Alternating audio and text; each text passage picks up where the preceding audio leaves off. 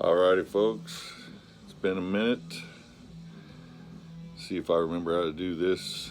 I finally put all of my purchases together. Well, most of them. I think I had like 52 new purchases this year, new albums, not counting EPs or live albums or anything like that, just full length albums.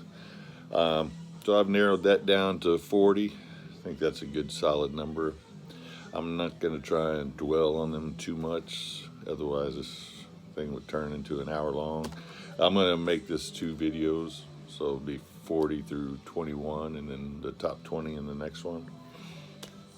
First up, Blaze Bayley, Circle of Stone.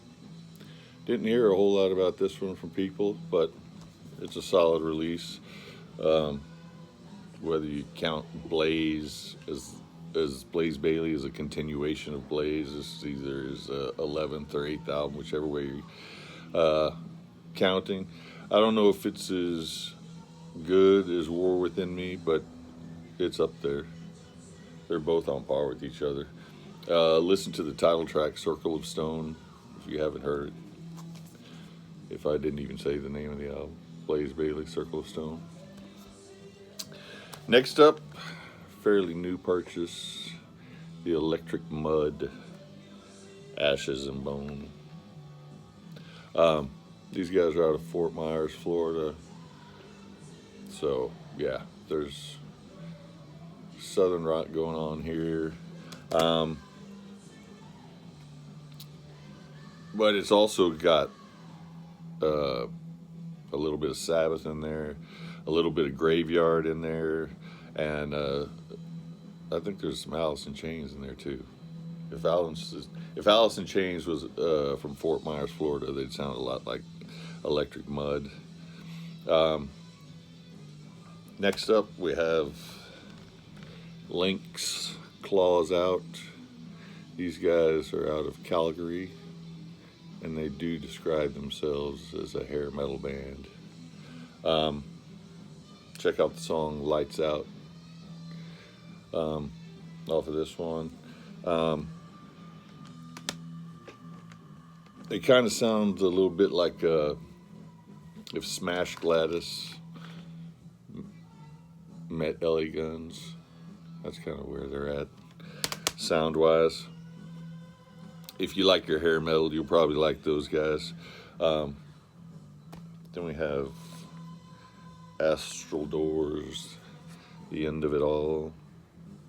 These guys are out of Sweden. They've been around a long time, since 2002. This is their 10th album. Heavy metal, power metal. They get compared a lot to Dio.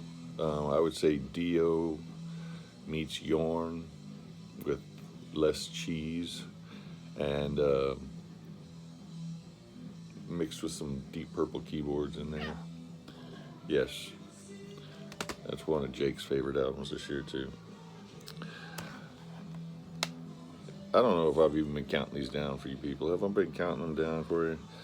Anyway, this is number 36, Victory, Circle of Life. These guys are out of Germany. This is actually their 12th album. They've gone on hiatus a couple of times. This is their 2nd album since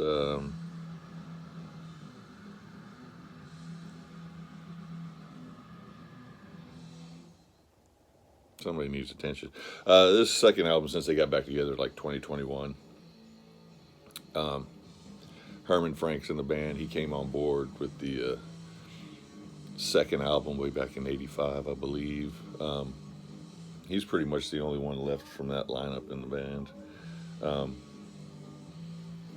It's good. The singer sounds a lot like Crocus. And the music's Crocus. I would say late 80s Crocus meets late 80s Scorpions. And then we have number 35, White Dog, Double Dog Dare out of Austin. This is their 2nd album. Allman Brothers meets Leonard Skinner meets early Thin Lizzy, like early Thin Lizzy, first three albums, Thin Lizzy. Uh, got a lot of organ and keyboards prominent in this one, but there's still the twin guitar attack in here too. This is good southern rockish. And then we actually got some vinyl too. We got Kelly Jewett here, Wandering West. This is number 34. If you know Mothership is, Kelly Jewett's the guitar player in Mothership, sometimes singer. This is a, pardon me, this is a purely instrumental album. It's not at all in the vein of Mothership. It's kind of psychedelic, kind of Western feel. Think if you're riding a motorcycle through the desert at dusk, and that's the music that you'd be listening to. Okay, number 33, we have Vulture from Germany. These guys formed in 2015. This is their fourth album. Exodus meets Raven. If you haven't heard these guys, that's what they sound like. Speed metal meets thrash metal. Check out the title track's called Sentinels Heavier Than Time. So that one was number 33. Then number 32, out of Cleveland, we have Midnight. This is basically a one-man project. The guy's name is Athanar. I believe that's how he says it. He's been putting out stuff since 2003. This is only the sixth full-length album, but he has tons of singles and EPs and collaborations and splits. The last song is called Foal, F-O-A-L, but it stands for Fuck Off and Live. Check that one out if you haven't heard. Midnight, Hellish Expectations. Then number 31, Bruce Dickinson, The Mandrake Project. This is his seventh solo album. Some people really love this one. Some people didn't like it. I thought it was kind of in the middle of his releases. I mean, Accident at Birth is my favorite. I do think this is a step up from Tyranny of Souls. If you haven't gotten around to listen to it, listen to Resurrection Men. That's a good tune. Let me adjust this. Sorry. I gotta put some more CDs up here. My table's not that big. Alrighty. Where do we leave off at? Number 30. Satan. The band that launched 1,000 downvotes. Songs in Crimson. This is their seventh album. Fifth one since they got back together in 2013. Check out the song Truth Bullet on here if you haven't gotten around to listening to this. A lot of people crapped on this album because of the production.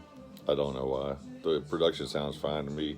It didn't bother me when I first listened to it, and then I went back and, I revisited all these albums again to see if I still felt the same about them, if I liked them more, liked them less. And the production on it doesn't bother me whatsoever. It does sound old school, but I think that's what they're going for. It sounds like a new wave of British heavy metal band releasing an album in the early 80s. And I think that's the sound they were going for, and they captured that sound. 29 is Attacker, the God Particle. These guys were formed in 1984 in New Jersey. They've taken several breaks. They've gone through several. I think they're on their third lead singer now. Check out the song World in Flames. That's good American U.S. power metal. And then from Poland, we get Ironbound, Serpent's Kiss, coming in at number 28. Sorry, I keep forgetting to tell you what number we're on. These guys are very Maiden-esque. The bass player went to the Steve Harris School of Bass Playing. The singer sounds a lot like Blaze Bayley. They're probably a little more power metal-y than Maiden, but they're still in that vein. This album was a little bit of a letdown for me.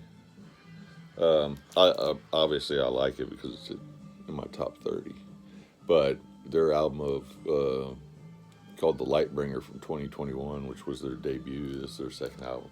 It was my album of the year, so I had probably unrealistic high hopes, but this is still a quality album. Ironbound, Serpent's Kiss out of Poland. Another new one, I think this is the last new purchase that I got this year. High Reaper, Renewed by Death. These guys are out of Philly. They play a mixture of doom, hard rock.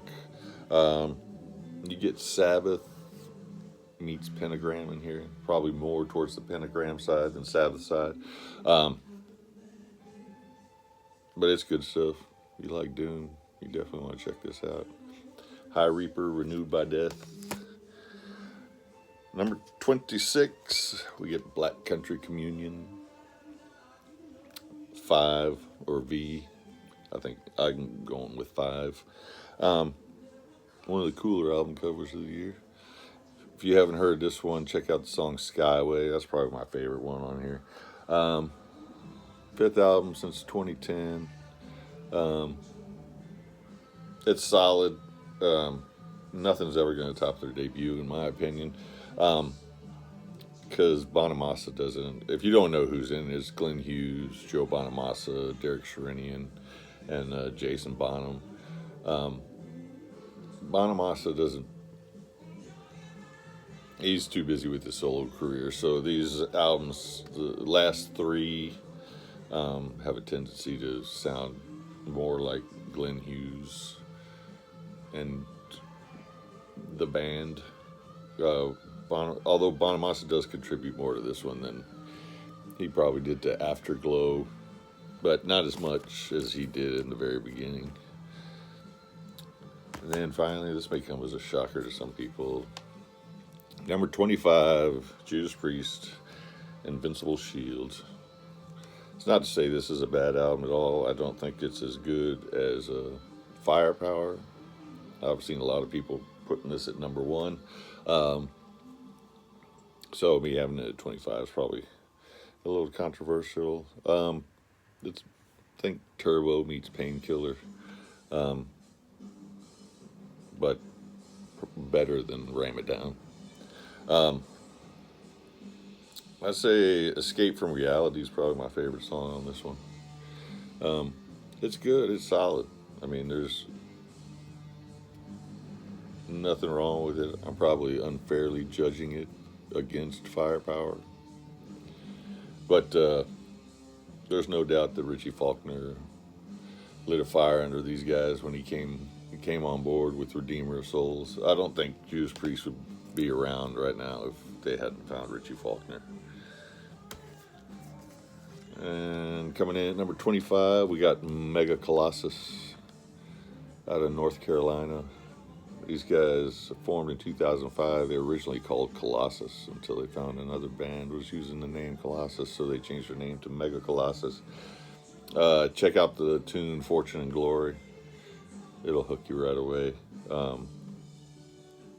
They play heavy metal, US power metal, kind of in the vein like, say, Iron Flame meets Twisted Tower Dire.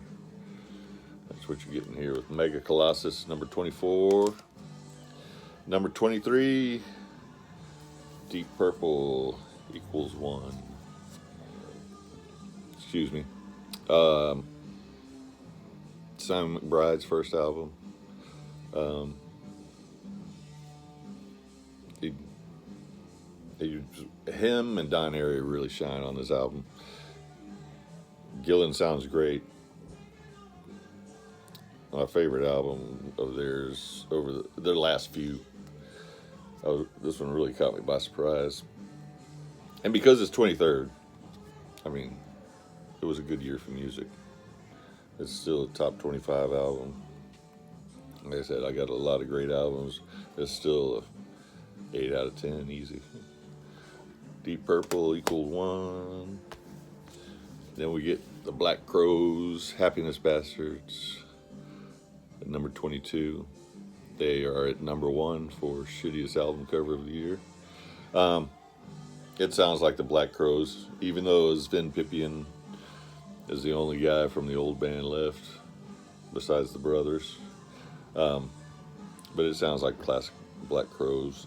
Check out the song Flesh Wound if you were having trepidations about this album cover or the band getting back together without the other members. I mean, they're not ever gonna reach the heights of Southern Harmony Musical Companion or the debut, but I mean, they've been going. Well, this is their 9th album. Where their debut come out in 1990, 88. Man, I can't even remember now. I got the olds. And then coming in at number 21, we got Scavenger out of Belgium. Now these guys released their debut way back in 1984. This is only their 2nd album. Then they broke up.